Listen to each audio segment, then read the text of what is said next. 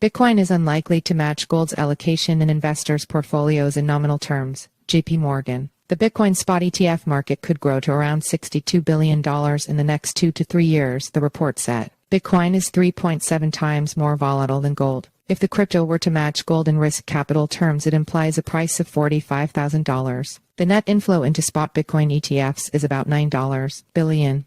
If Bitcoin BTC were to match gold's allocation in investor portfolios, its market cap should rise to $3.3 trillion, implying a more than doubling of its price, but that probably won't happen because of the cryptocurrency's risk and heightened volatility, JPMorgan JPM said in a research report. Gold is the best comparison for the cryptocurrency given investor perception of Bitcoin as a digital version of the metal, the report said. Most investors take risk and volatility into account when they allocate across asset classes, and given the volatility in Bitcoin is around 3.7 times the volatility of gold, it would be unrealistic to expect Bitcoin to match gold within investors' portfolios in notional amounts, analysts led by Nikolaos Panigirtzoglou wrote. JPMorgan said that if Bitcoin were to match gold in risk capital terms, the implied allocation drops to $0.9 trillion, implying a price of $45,000, notably lower than its current level of around $67,400. At $66,000 currently, the implied allocation to Bitcoin within investors' portfolios has already surpassed that of gold in volatility-adjusted terms, the authors wrote on Thursday, applying the volatility ratio of 3.7. To estimate the potential magnitude of the Bitcoin ETF market implies a size of around $62 billion, the bank said. Net inflow into spot Bitcoin ETFs is about $9 billion,